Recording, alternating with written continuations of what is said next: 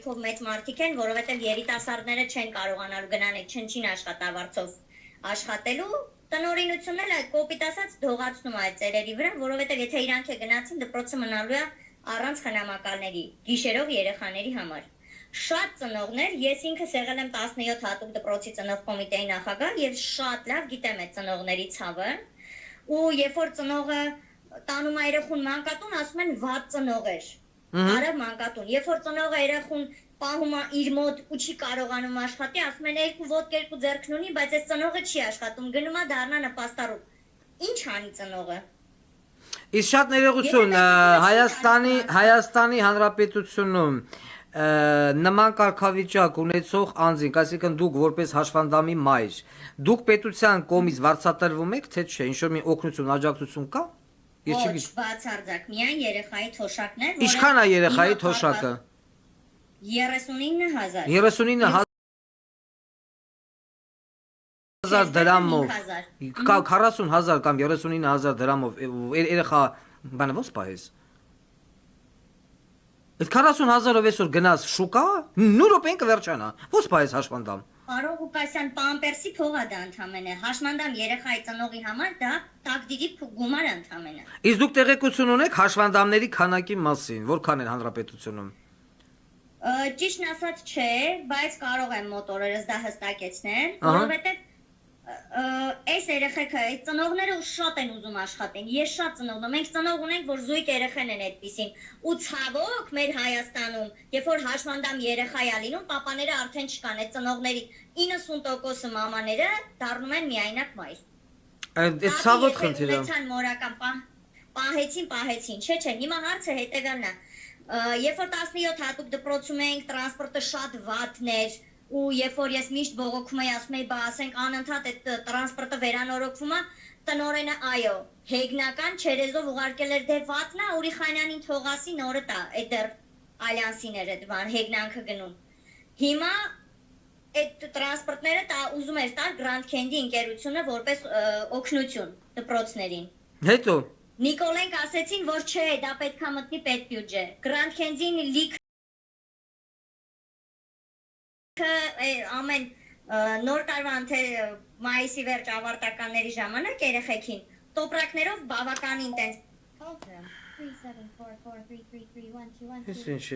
կտրվեց։ Հիմա այս հատուկ դպրոցը, որը որ կա հանրապետական թիվ հատուկ դպրոցը, Ռաֆու փողոց, այսինքն Արգավանդից էլ են կողման, Մալեցիայի վերջ։ Հիմա ինչու՞մ է խնդիրը կայանում, տրանսպորտը չկա։ Տրանսպորտ չկա։ Ոչ պետությունն է տալիս, ոչ հովանավորներին է, եթե հովանավոր գտնվի էլ, իրանք թույլ չեն տալի, ասում են չէ, պիտի բյուջեով անցնի։ Այդ ծնողներն ինչ անեն, այդ թոշակն է տան տրանսպորտի, ախր ֆիզիկապես էլի վիճակի չեն լինի այդ մարդիկ։ Հիմա քանի տրանսպորտ դուք պիտի փոխեք մինչև հասնեք այդ դպրոց։ 3, եթե ոչ ավելին։ Նայած որ մասից են մարդիկ։ Կոմիտասից։ 2 Երկու տրանսպորտ։ Պլյուս որ ժամանակատար է լինել, միջև ծնողը երեխուն տանի դպրոց հետ Այդ դպրոցը բանը ոնց է, առավոտ պիտի տանեք, երեկոյան գնաք բերեք։ Այո, իրանք ունեն, ու այսօր ծնողներ կան, որոնք քանի որ չեն կարողանում տանեն բերես, այն երեխեքին, որոնք 17 տարի իրանց կողքն են քնացրել, որ կարողանա երեխեն քնի, այսօր ստիպված թողում են այնտեղ։ Հասկացա ես ձեզ, եղավ, շնորհակալություն ձեզ բողոք ես հասկացա։ Մի րոպե այստեղ ես ուրեմն նայեմ, հեսա մեզ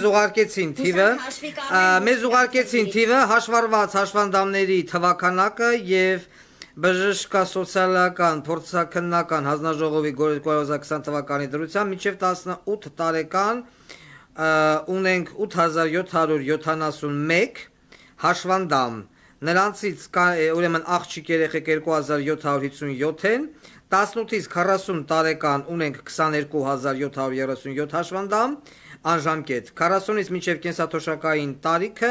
մինչև 78000 հոգի ունենք հաշվանդամ։ Եղավ, ես հասկացա ձեզ, շնորհակալություն։ Կներեք մի հավելում էլ ձեր ժամանակից խլեմ եւ վերջ։ Պարոն Ղուկասյան, հատուկ դպրոցին տալիս են 12-ամյա կրթության լիցենզիա։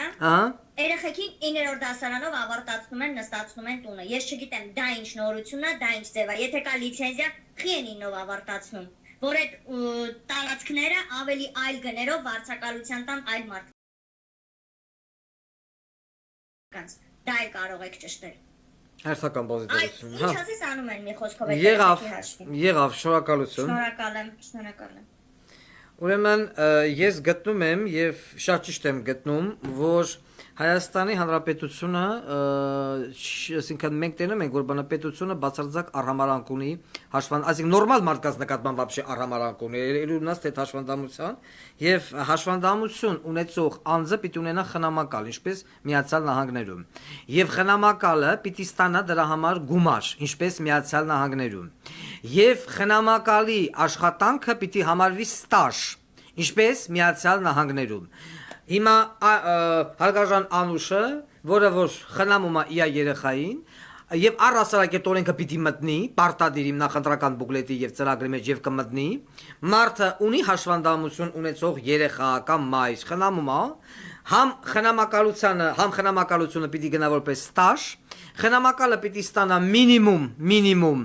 150,000 դրամ աշխատավարձ դրա համար, գումարած ստաժը, եւ հաշվանդամություն ունեցող անձանց մինիմալ թոշակը պիտի լինի 75,000 դրամ, ամենամինիմալը, գումարած մի շարք սոցիալական արտոնություններ, հոսանքը զեղչ, գազը զեղչ, ջուրը զեղչ, ոնց ես ասել եմ, գազը, լույսը, ջուրը